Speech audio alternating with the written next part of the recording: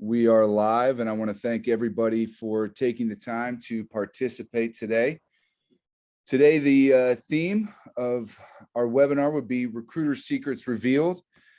We have brought together a really good panelist put together of Michael Ross from General Dynamics Bath Iron Works. We have Missy Rinkenberger from Wells Fargo, and we have Kendi Ruswinski. Kendi, I apologize if did I murder that, Kendi? That's okay. Ryszewski. My sincerest apologies, ma'am. So from Deloitte as well.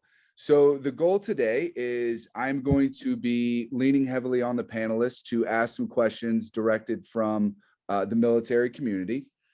From there, we are going to take a quick intermission to where I am going to walk the audience through how to register for the upcoming Virtual Career Expo. And then from there, we will come back with the panelists where we will wrap it up with some Q&A directly from the audience. So before we kind of kick it off and get into the meat and potatoes of this, I definitely want to pass it over to each panelist to do a quick, brief introduction of who they are, their roles in the company, and how long they've been there. And then, of course, we will jump into some questions and go from there. So I will turn it over to Missy first. Missy, if you wouldn't mind doing a quick introduction. Well, thank you all for having me, and I apologize I was a little late dialing in today. I was actually on another business call right before, so I am back to back today, and so you might see me drinking some water and getting some coffee in as I try to maintain my energy through my calls today. I am not a veteran or service member. I often share that my service is in service to service members. So I never had the honor to serve, but I'm very honored in what I do today. I am almost 9 years with Wells Fargo, almost 15 total in corporate recruiting. So somebody who's been in corporate recruiting most of my adult career, probably know more about recruiting and corporate hiring than a normal person should know. Have been on our designated military team for about 3 years, and you'll get to hear more about that. But just part of a team of over 20 people at Wells Fargo whose sole job is to do nothing but support our service members in coming into Wells Fargo.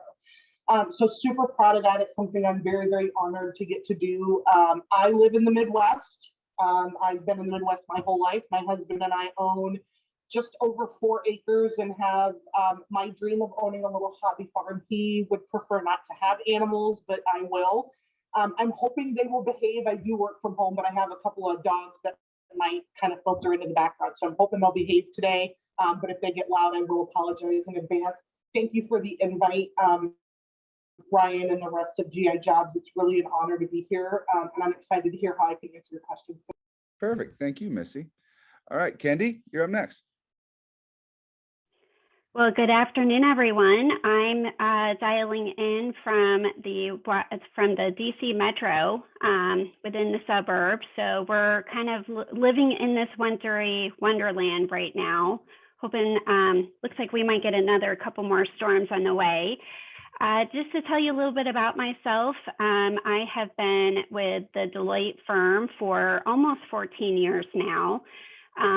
Within the talent acquisition world, I've been around for about 22, 23 years. I remember a long, long time ago when folks used to fax in their resumes. So that tells you how long it's been since I've been in this industry. At Deloitte, I lead our experience hire government public service advisory practice for those that are experienced. I can't claim, campus, but I do help the campus team and our executive hiring as well. A lot of the positions that my team is really focused on is anywhere from accounting. So we love CPAs, cyber, that's a huge amount of what we're hiring, analytics. We even get into some regulatory, money laundering, infrastructure, so that sits in our capital assets. So we do a lot of fun things here at the practice, and it keeps us very active, very busy on our toes. Perfect. Thank you so much, Kendi. And Michael Ross from General Dynamics Bath Iron Works. Hey guys, good morning, good afternoon, depending on where you're located. Thanks, Ryan. So yeah, I'm an Army veteran. I work for General Dynamics Bath Iron Works. I've been with the organization for about 15 years now between multiple business units. I've worked for Gulfstream Aerospace, Bath Iron Works now, and I'm actually calling you now from Electric Boat down in Groton, Connecticut. So I'm bouncing all around. I've been in talent acquisition now for about 30 years. I started on the agency side and then flipped over to corporate. And then had eventually found my way over to General Dynamics. So Kendi, I'm with you. I remember the thermal paper on the fax machine when people used to send in their licenses for their I-9. So try that today. Anyway, it's just it's a lot of fun. I love it. I try to explain myself as high speed, low drag, as Ryan will know what that means. And you know, let's get this thing done. So I'm happy to provide advice and my point of view and have a little fun today. I appreciate you, Michael, and thank you so much too to Kendi and Missy as well. Well, let's jump right in this.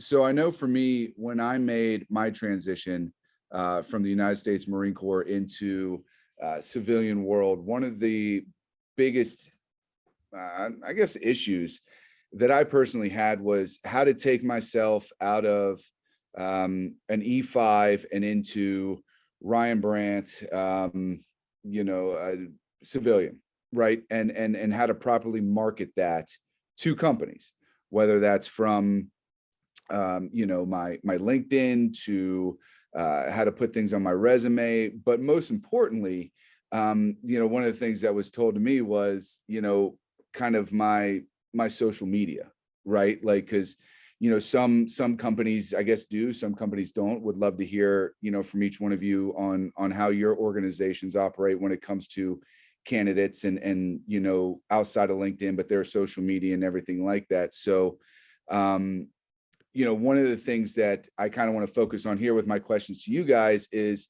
you know, building your personal brand, right, holistically.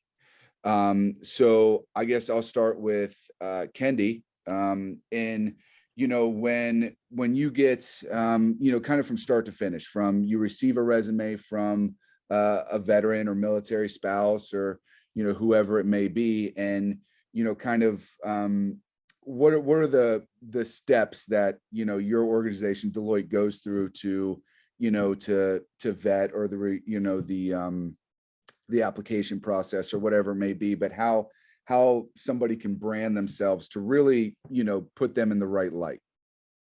Yeah, so I would first start off with the business, and our internal clients really help drive what we're actually recruiting and what we're looking for. So they're trying to add into the workforce or the population that we're missing here at Deloitte within our government public services advisory team, or wherever it may be across the US. We have several businesses and different pieces of the firm and industries. And that's really where it starts. So we get a laundry list of what I call the shopping list. You know, when you go to the grocery store, you have several things that you need in order to make a recipe. So what our internal clients or the business gives to us is that shopping list. They tell us what we need to go find in order for us to make the recipe to make the world happen here at Deloitte.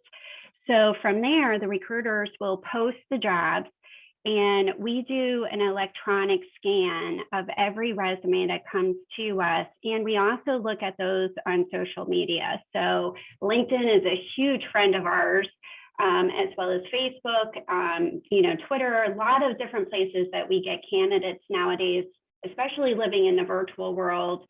Now that, you know, the pandemic has really made this like a thing, you know, that's here to stay. So, so anyway, what we do is we really try to match those resumes, or if you might want to call it, if you're looking at those recipes, the ingredients that the person has on their resume, to see, do those ingredients match the shopping list that we were given to the business, and do we have a match in the middle?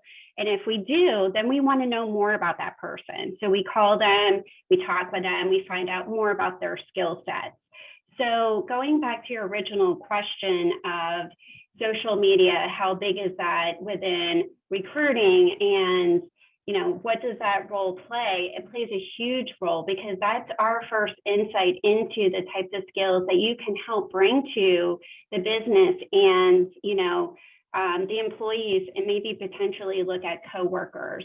And whether you're a veteran, a military spouse, or you're a civilian, and I do have to give a disclaimer, I am not a veteran, but I've had a lot of family members that have, served in different branches of the service. I've worked with a lot of employer panels, TAP, across over the years. And the one thing, to say when you're out there on social media is market what is your best strength? What is your skill? What do you have the most amount of experience? And then look to see if you can match that with the jobs that we're looking for, so that we have a win-win, because that's what we're really trying to do. Perfect. Very well said. Thank you. I'm going to turn it over to you, Missy. As a recruiter, to you, what does it mean for someone to build a brand? It's a great question, and I think it's going to be different. I bet every one of us up here would answer this slightly differently, depending on your own experience, what you think of in that space. My recommendation to transitioning service members when I have this conversation in a one-on-one setting is, I really want to know about you. And it's not what you think I want to know, it's what you want. And I think that can sometimes be the hardest thing for a service member. And I say this with respect, that you've been told what to do for sometimes 20 years, right? You can appreciate that as somebody who's a former Marine. You were told where to go, when to be there, what to wear, you were told. And so you didn't really have the option to think about what is Ryan interested or excited about. And I really encourage the service members that I work with to actually spend time doing that. So my first piece of advice isn't actually about recruiting at all. It's about self-reflection, because I can't help them if they don't know what they're excited about. Once we figure that out, then I can help them build their brand, right? If you are really passionate about risk assessment, then we can talk about things on your resume and in your social media that are going to reflect that, right? We can talk about how do you network with the right people that are going to allow that passion to be fulfilled, and what that's going to look like. And so we really try and drive that kind of stuff. So for me, first of all, we don't look at social media outside of LinkedIn at Wells Fargo. So to be really blunt, I don't care what you're putting on your Twitter or your social media page or your TikTok. I don't look at it. I don't want to see it. I don't want to know about it. That's your life. I'm more interested in who you are as an employee. LinkedIn to me is the professional space. So I always offer keep those separate. Keep LinkedIn for your professional. That should be your professional brand, how you want me to know about you in your professional life. The other stuff, if we become friends, that's great. We can do that in a social media perspective that way. To me, they are very different. And I really encourage people to know the difference between those two. Then the other part of it is just be true to who you are. If you want to work in a teller job, be proud of that. I need those people, right? I want you to come talk to my customers and be in that role. If you want to lead a team of 50 people, let's find a way to make that happen. So for me, it's about that personal internal knowledge, which can sometimes be very challenging and it's uncomfortable and it takes time to reflect that. But once I know what that is, then I can help them build that professional brand on top of that. So I hope that answers that. It's probably a little bit of an interesting response, but I'm really big on that professional, that personal. You have to know what you're looking for, because I can recommend jobs all day long, but if you don't know what you want to do, I'm going to fail every time. Yeah, no, I think that was very, very well said. And to Mike, as someone who, a veteran, Army veteran who, kind of had to figure out civilian life, just like the rest of us on this call. What advice would you give to the men and women veterans that are coming out, or, those that are getting ready to EAS and start thinking about this? What are some advices or some information that you would give them on how to build their personal brand so that it does kind of catch the attention of individuals like Kendi, Missy, and yourself? So it's a great question, Ryan, and I'll warn everybody on the other end of this laptop. I'm a Army veteran that's filterless, and I'm going to give you the real story the right way. And it's my opinion, and it's my point of view. And if one thing that I say today helps you, that's what it's all about. So I tell every veteran the same thing every time. I'm not here to hire you. I'm here to help you. And if helping you is putting you to work with Wells Fargo or putting you to work with Deloitte, fantastic. What concerns me is that you're working, period. I don't care where, that your transition is easy and you get where you want to go. So the advice that I would give the service members, and take it first from a guy who had probably one of the worst transitions in the planet. And that was a long time ago. You can tell right in this region, it was a while ago. But for the most part, what I would tell you is ask for help. And that is really, really, really hard for a veteran to do. So let's mask it under the word of network. Talk to people. You don't know everything. You don't have a clue what you're walking into. You're walking into a world that is completely a 180 from what you've been living in. So, you know, I'm looking at Kendi, she's actually over there, and you know, Missy is down here. If we look, you know, electronically, we're all here to help you and give you our advice. And to build that brand is like the old Trivial Pursuit pie. You got to start putting pieces into it, and hopefully at the end of the day, you're going to win a game. And to win that game is you've got a job and a successful transition, and you've put yourself in a happy place, which is fantastic. So, you know, you got to talk to people. And I'll give you a perfect example. 10 minutes ago, I was just on LinkedIn in a SkillBridge career transition webpage, which was great. But an active duty Navy veteran said to me, or said to the group, I'm looking for software development. Now, he's a nuclear reactor operator. I hope he's on this right now, is what I'm really hoping. But his question was, I want to go into software development.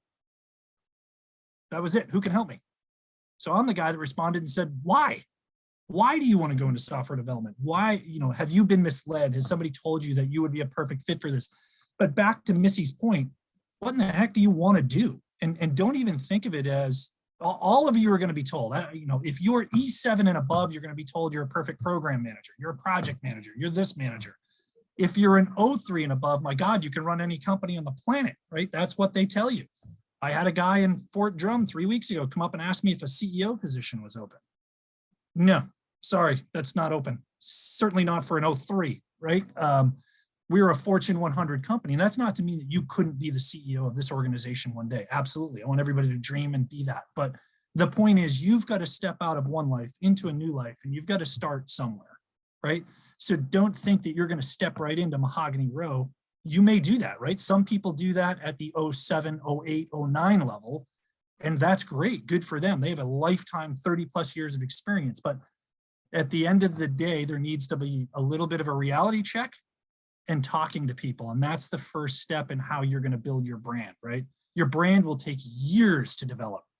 Hell, I don't even know if I have a brand today, right? I mean, I've been doing this a long time, but you know, the point is be open to conversation, be open to constructive criticism, be open to help, right? Talk to people, network. If you're not on LinkedIn, go do it now. To Missy's point about this whole thing, I'm the same way. I don't care about Facebook. I don't care about Twitter, Instagram. I don't even care about your MySpace page. That was a joke for the old people in the group. But anyway, that's kind of the long drawn out answer, Ryan. Sorry. No, I appreciate that. And just real quick too, Mike, I just want to lean on you on one more thing. You know, in regards to, you know, the military spouses of the world, right? You know, would you give that exact same advice as far as, you know, building a brand, or, you know, would you say that, you know, they should Absolutely. Yeah. Sandra Slade, I know you're in there because I just responded to you. Why would you ever think this is not for you? Your job as a military spouse is twice as hard as the military member, right? I already know you're a harder worker than your husband or wife. So I want to talk to you even more than I do your husband or wife. But no, to Ryan's point, the military spouses are incredibly important to all of us in recruiting. And, you know, for selfish reasons, why? Well, if I hire the spouse, I get the veteran. If I hire the veteran, I get the spouse. It's a 2-for-1 deal, right? So that's the selfish component, but the bigger picture of that is you're helping the entire family, right? That's what it's about. And again, to all of the military spouses out there, we're here to help you the exact same way we'd help a veteran. I'm not here to employ you. I'm here to help you. If I help you, I help your spouse. If I help your spouse, I help you. So I think that's what from everybody on this WebEx today is that we're all here to help. Yeah, absolutely. Absolutely. And before we break real quick for the Virtual Career Expo registration piece, I did kind of want to stay with that theme and ask each one of you, we'll start with Missy again, but what would you say are the top 3 jobs that you see hired for veterans and spouses? And they may differ between veterans and spouses, but just real brief, if you wouldn't mind kind of breaking those down for us. So you're going to put me on the spot a little bit. I don't know if you know, Wells Fargo is kind of a big company, 270,000 Sure, employees. Yeah, of course. We are projected to do somewhere close to 85,000 hires in 2022. Just to give you guys some context on numbers, and when you talk about top 3, my question back would be, do you mean top 3 in total volume? Do you mean top 3 most desirable? Do you mean top 3 paying? Because that's going to vary. So here's what I would offer instead. We are always looking for customer service minded people who want to be good to other people. Think of you going into a Target, a Walmart, your favorite coffee shop, and the person behind the counter makes you that they smile, they may say something really sweet to you, they crack a joke, they recognize who you are. I need people like that all the time, whether it's in our teller line, our personal bankers, our customer service jobs. We can't hire enough of those people to support our customers. Okay, so I'm always looking for very customer-centric individuals, always. I would say our cyber, Kennedy brought this up before, our cyber and our IT space is really, really heavy right now. We're always looking for individuals that want to be in our IT business and our risk business. Our risk business right now, again, I am hearing projections of somewhere near 120 hires in Arizona alone in first quarter for us. And what is military? You guys are risk managers. That's all you do. So I would say those are, if you had to have me call it, those would be our big 3. My biggest response is going to be, I'm open to talking to anybody. I have positions that cover the gamut.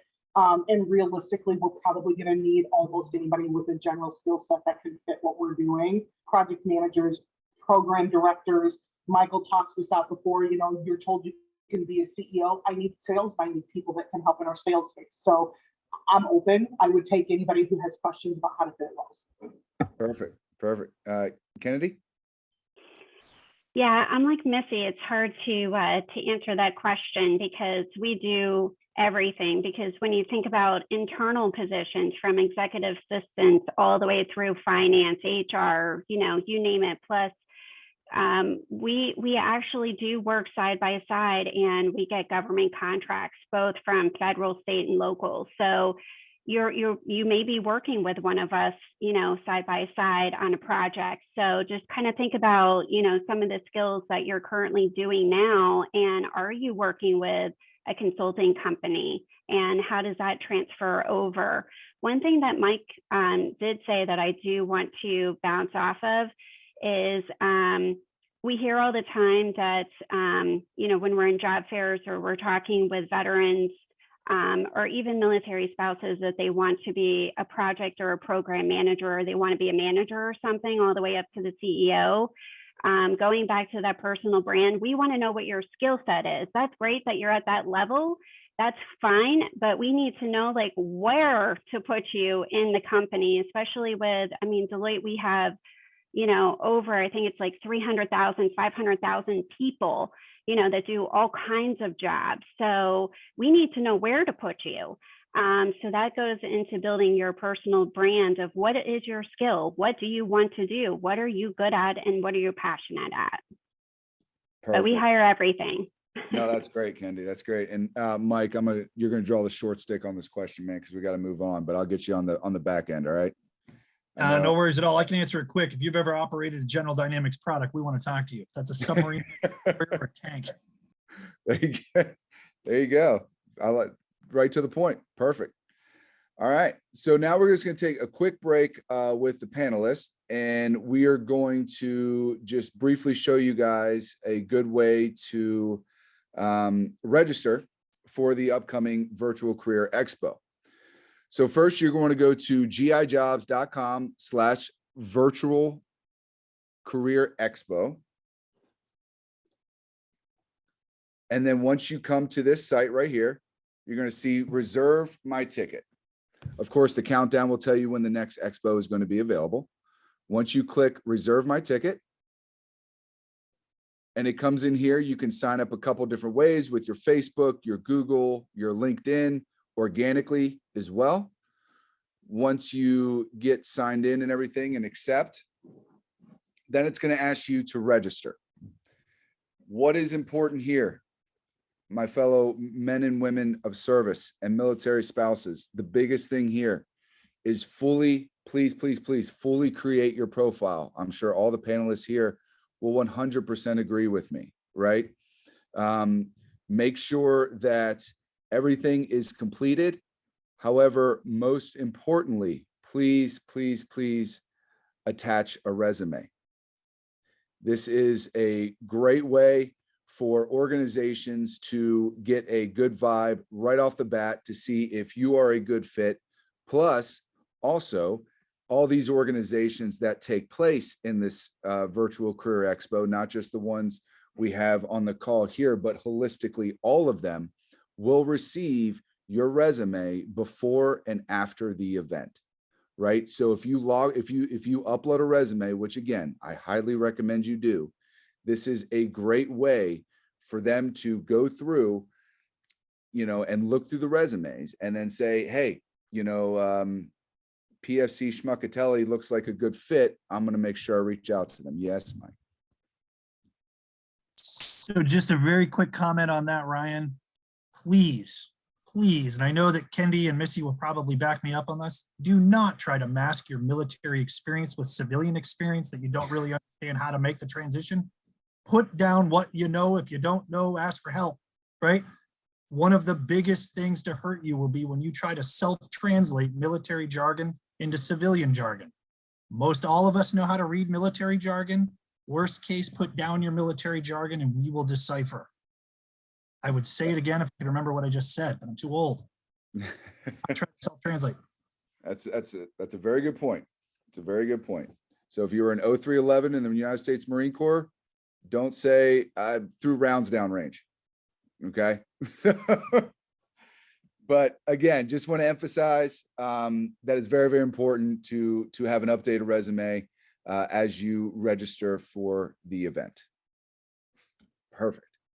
Onward and upward.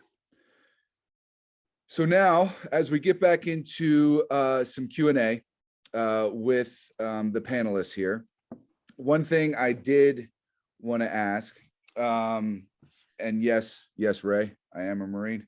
But so back to the social media piece, and Mike, I'll lean on you here. As a company that obviously has some GSA contracts and the DoD is a big part of what you guys do.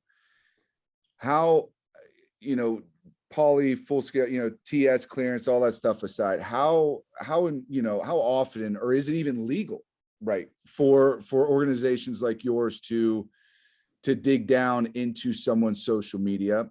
And then just a little billet of that question. Is it important? So it is such the hot button double-edged sword, right? So there is no true, I don't even think that they've derived legal policy over it yet. However, it is a dangerous area to play in, right? So I tell everybody, tread carefully. My team, we don't go near it. Just like Missy said, we're a mirror image of Missy. We will go check your LinkedIn. We don't go near your Facebook, your Instagram, your Twitter, your Snapchat, or whatever the other 15 are. I don't need it, right? What I need is you and your LinkedIn and your honesty. But we can derive the story from there. But the rest of it is a dangerous weapon. And why do I call it a dangerous weapon? Because there are lots of other companies out there that are smaller than us or in different businesses than us that will go check it out, that will see you doing a keg stand and derive some, discriminatory perception of who you are and your background based off of a picture that you posted. So what I would tell people, lock it down. If you're going to do it and you're going to put it out there, just don't make it public, make it private, right? If it's private, nobody can go see it. Well, some can, but we'll leave those 3-letter organizations aside. But the point is, lock it down, right? You want your LinkedIn wide open and you want your private life locked down. So that's what I would say. Perfect. Thank you. Kendi, back to you. What are some of the common mistakes, I guess, you would see when you receive a application from prior service or, military spouse? What are some of the, things that you see where you're like, it's not a deal breaker, but, not great, right? And then, what were some advice that you would give to ensure that, that those don't show up?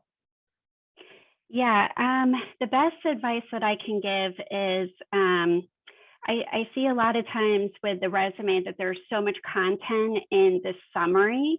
We really kind of skim through that. And what we want to know is we want to see, what are you doing now? What did you do in the middle?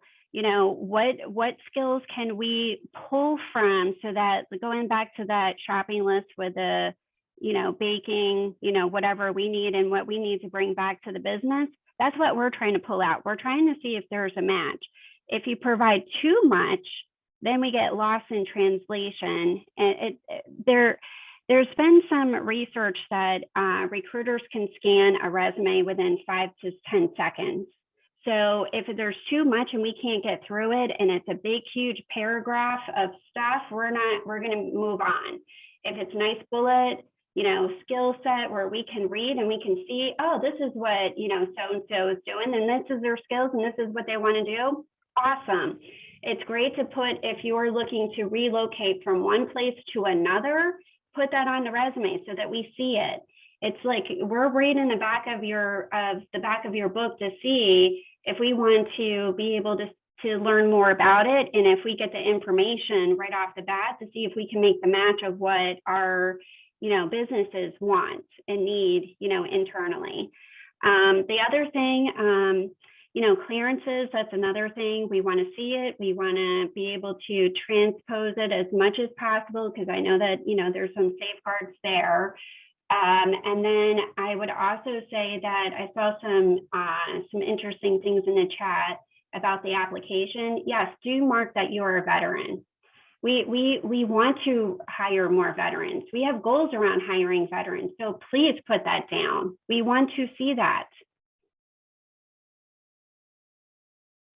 Yeah, absolutely. I know I saw that too, Kendi, and I know me personally, and I don't know about Michael, but I get to that point in an application, I'm like, do I, or like when they ask you to identify as what type, of veteran you are, right? It's like, I just want to get a job, so it's, I'm glad you brought that up.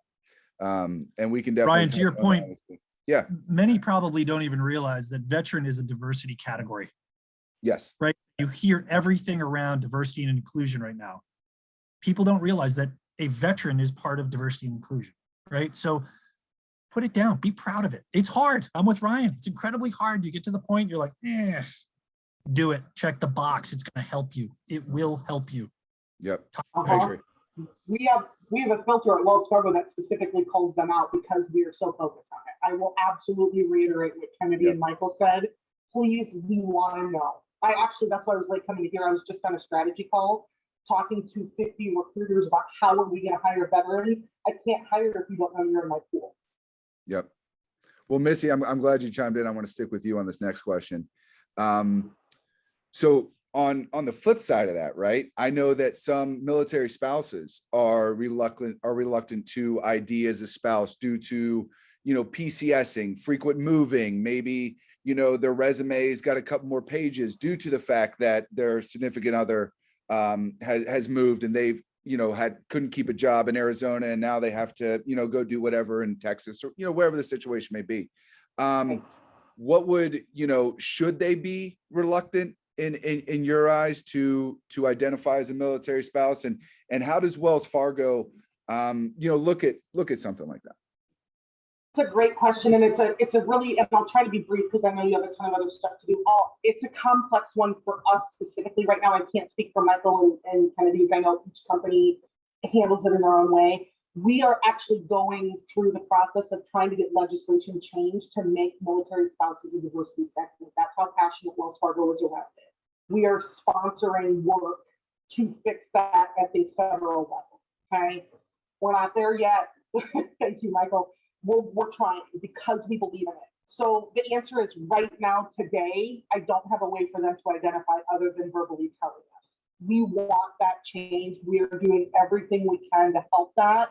Right now, I don't have that. What I would offer is get connected through LinkedIn or these networking to somebody like a Michael or a Kennedy or myself, who's a military advocate, so that we can guide you through the best way to navigate our processes in that way, right? I can then go to my recruiting peers and say, look, don't give Ryan a hard time because he's had 10 jobs. He's moved every year with his military spouse. Look consistently at what he's done, right? The other thing I offer military spouses, go research a functional resume instead of a chronological resume. It can sometimes mask that a little bit. It can help bring your skills to highlight instead of your time at a job. And it can make it easier for a recruiter to see that. So that's the other piece, is I would actually invite military spouses to research what's called a functional resume. It can help that a little bit. Perfect. Perfect. Thank you so much. All right. I think it's time that we get into some of these Q&As, because I know that they are popping up quick. So we're just going to kind of go through. I'm going to, I'll pull one out here and select a panelist to respond. Here's one right here. So let's go to Kendi for this one. There are some periods where I was not employed and driving for Uber, and now currently driving for Amazon Flex. Should that be included in the resume? I don't usually put that in there.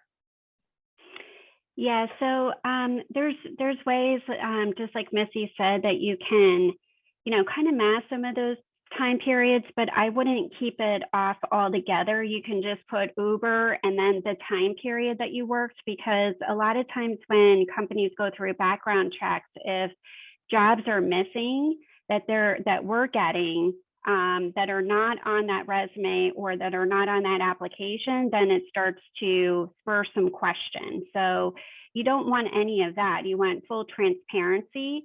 So somewhere, put it into the resume, but you don't have to say what you were doing. You can talk to the recruiter and let them know that, that was a time period that I was, in between things, and, I drove for Uber. And that's okay. That's okay. But you at least need to identify and showcase it. Perfect. And then, so Mike, I'm sure you've come across ones, especially more in the recently separated, right? Like, for example, I know a good buddy of mine, he got out, was kind of like, okay, I don't want to do what I did in the military, right? So I want to do something else. But he was like, well, until I figure out what that is, I'm going to do what I love and go be an assistant pro at a golf course for, however long, and, hang out and, do all that stuff. And then, a year or two later, he's like, okay, I want to get back into things. What would be a good way, not so much on a resume, but let's say, you're sitting there talking to somebody about that, what would be a good way for them to articulate that? Or, as a straight shooter as you are, just kind of come clean with it. I know that has been in the veteran and military spouse communities, kind of having that gap is not unheard of. It's very, No. it happens a lot. And I know that it can be a little intimidating as that veteran or as that spouse to kind of explain that to an employer.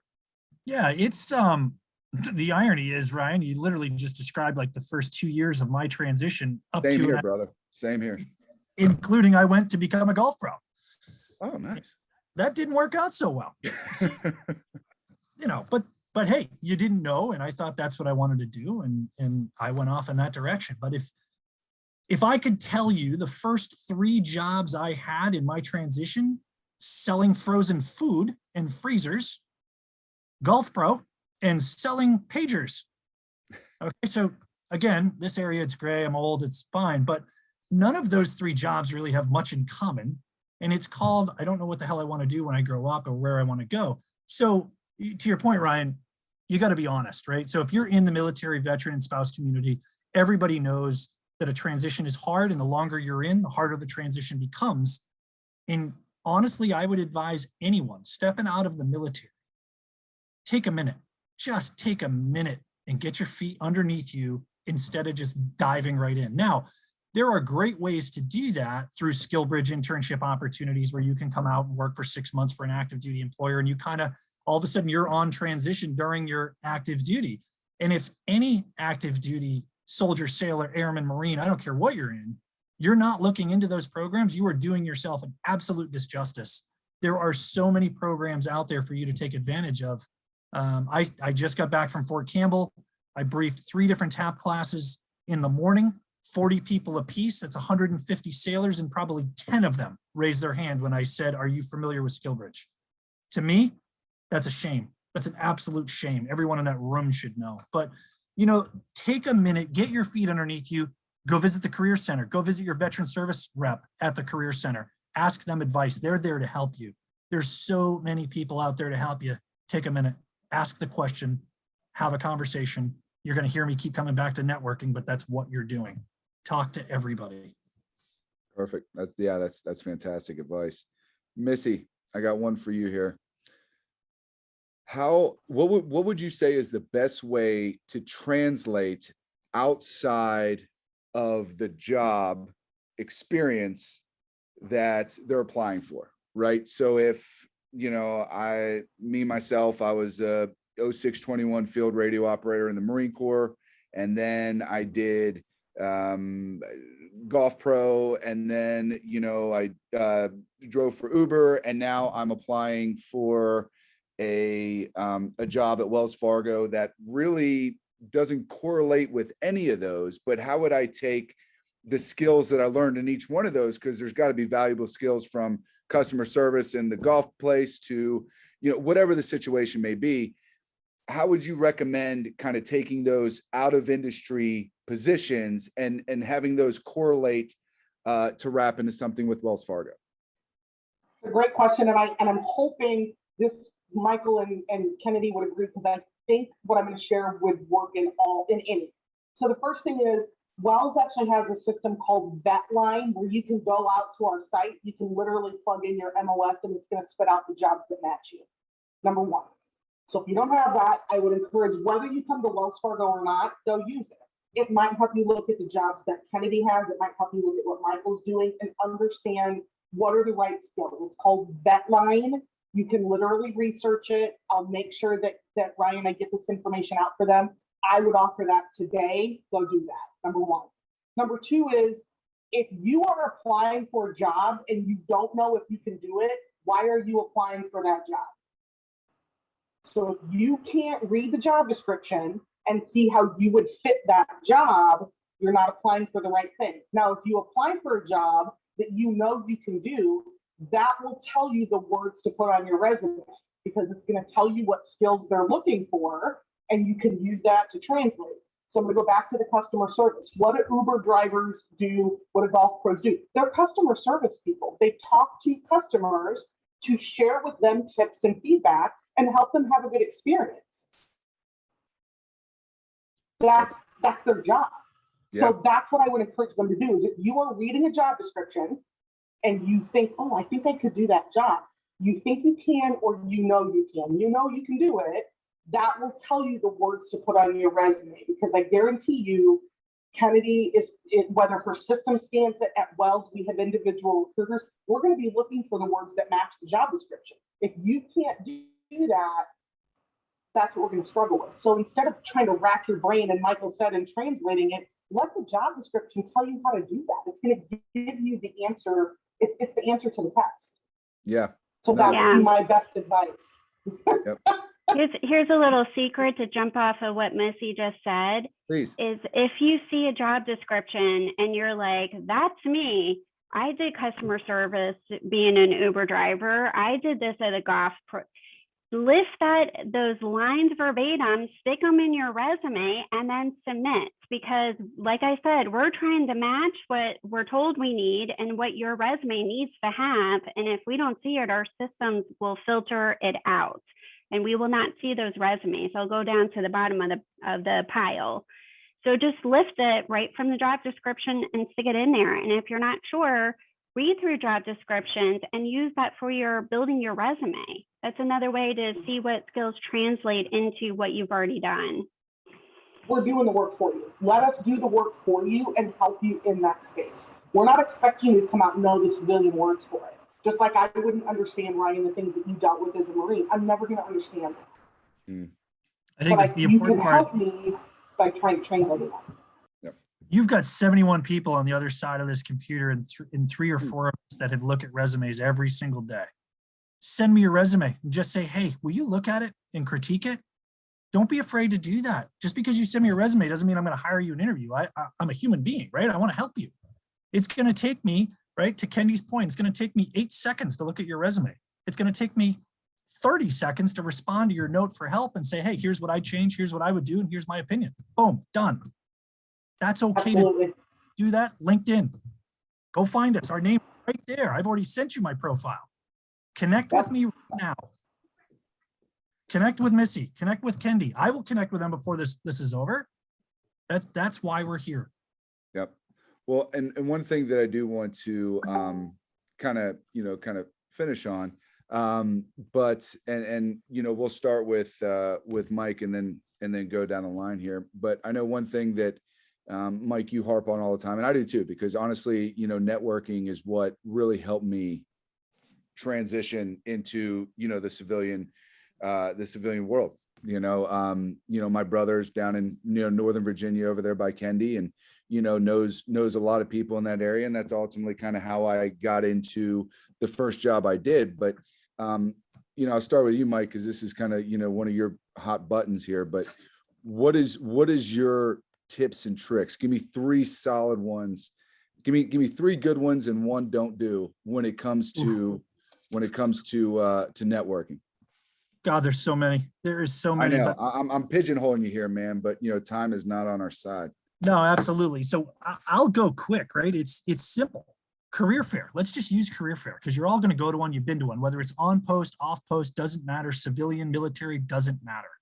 You're new to networking. Stop at every single table and talk to every single person. Ask them for a business card. They may look at you and say, oh, I'm sorry, I didn't bring any. Classic. That's what every recruiter tells you because they don't want their name going to every person. So know right now, I will tell a candidate I have no business cards and I have a pile of them in my pocket, right? I'm giving you the insider tips right now.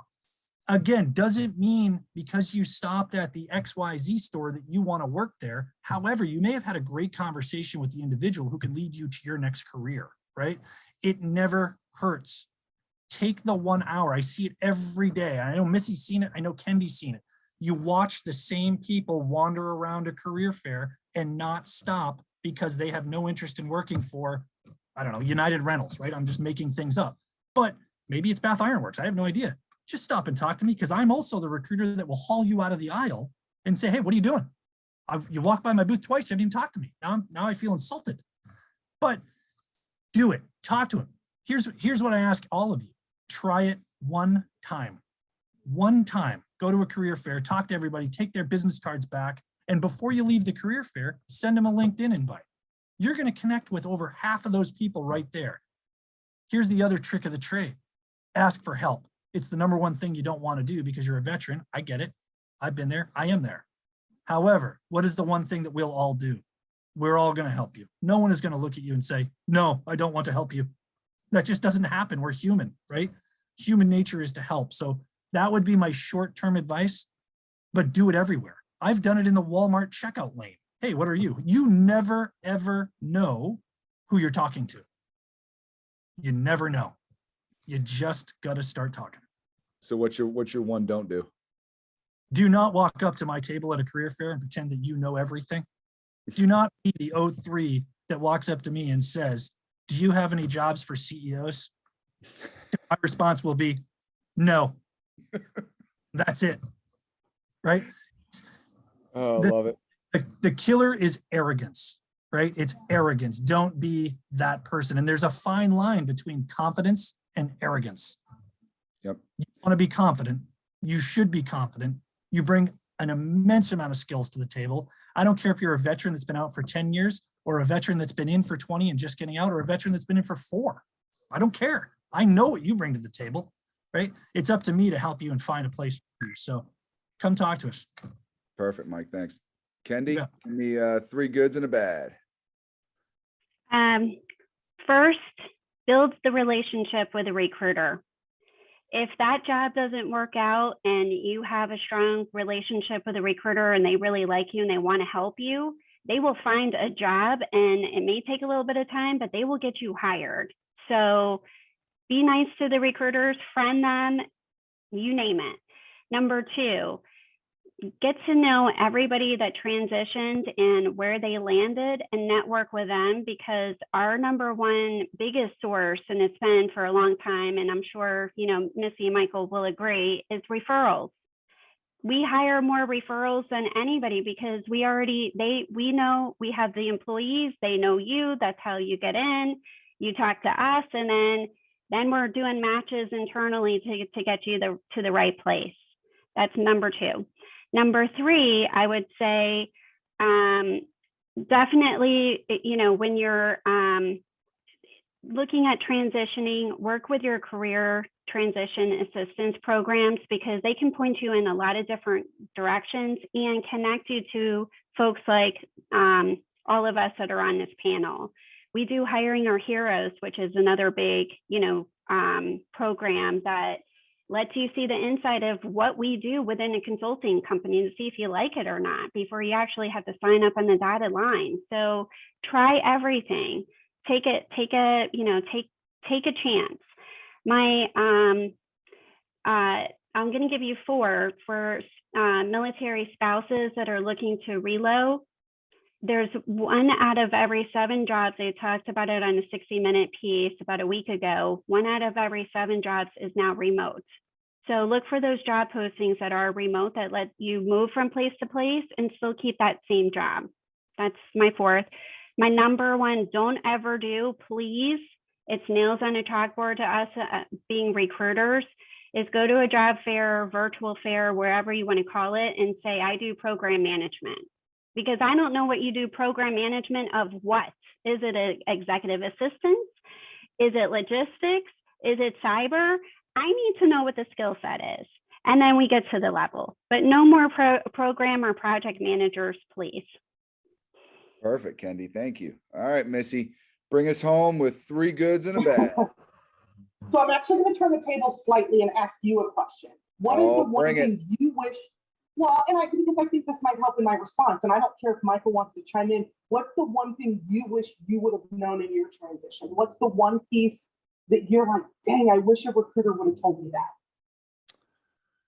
that? Ooh, I know it's a loaded, but I want it. Maybe that's what I can offer.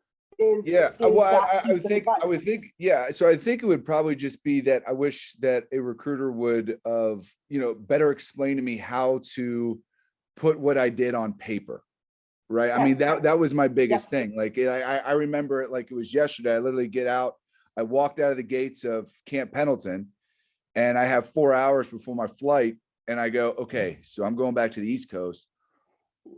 There's a place with the things, and I don't know what to do with my hands, and, you know, all this stuff. And I remember literally sitting there on my laptop in the airport, and I went to usmc.gov and I looked up my MOS and I copied and pasted it. Cause I was like, that's what I did. Right. It's what I did. Right. And then the first job interview I had, the guy looks at me and goes, well, what are you going to do for us? I'm like, I could call in an airstrike. I can call in medevac. Michael, shoot, move, communicate. I don't know. So that looks like Michael, you're saying the same thing, right? Yeah. Is that translation? Yeah. So here's my 3. Go ahead. I walked into the unemployment office and said, help me. Yeah. Okay. So I literally had no idea. Right. So here's my 3 positives then. Knowing that you shared that, Ryan, is to Michael's earlier, connect with as many people as possible. Make your network as wide as you can, regardless of where you end up, because you're going to get information that you didn't even know you didn't have. You don't have to come work at Wells if you don't want to. I totally get it. We're not the right place for everybody. You might be a better fit at Kennedy with Kennedy or with Michael or with the Uber space. And that's great. As long as you're employed, we're happy. But the more people you talk to, the more information you're going to get from civilian side, and it's going to help you start to understand that transition. So I want people who are willing to talk to as many different places as possible. Like Michael said, shake as many hands as you can. Okay. Number two is I'm going to steal from Michael again because he's been talking my language all day. Ask for help. If you don't know what that means, ask somebody to explain it to you. I can't tell you how many times I go to my veteran peers and say, tell me what this means when they did an airstrike. Explain to me what that job did, because then I can translate it in my brain and help my candidate. Okay. Number three, again, I'm going to steal from Michael. I think it's the best form or the best flattery is copying. Being willing to understand you're not going to come out at the same level that you were in the military at. I have the utmost respect for every one of you that served. I would love to offer you $500,000 and a CEO job. It's not going to happen. And a company like Wells Fargo, we very rarely will hire our managers externally. We want you to come in and learn our business. I can't step onto a military base and lead a military recruiting team, even though I recruited for 15 years, without going through basic training. They're never going to put me there. You have to be willing to understand that you've got to learn some stuff again. We want to help you do that. My number one don't is don't take everybody's word as gospel. Find what feels best for yourself. Take pieces of information from Michael, from Ryan, from Kennedy, from Missy, from wherever, and find the thing that feels best for Ryan. Find the parts of the feedback from everybody you talk to and land in what is your personal space. Don't forget who you are and don't sacrifice your own person because you think it's what a company wants. We will see through that in 5 minutes and you will not be happy. And I don't want that for you. Perfect. Perfect. Yeah, I think this is all incredible advice. I really, really do appreciate the time that each one of you have taken out of your day to, reach out and really get across to our audience, from the veterans to the military spouses and those that are getting ready to transition and take that big step. So we really, really do appreciate all of your time. For those of you that are listening in, best of luck in the upcoming Virtual Career Expo. Again, please get that resume done, right?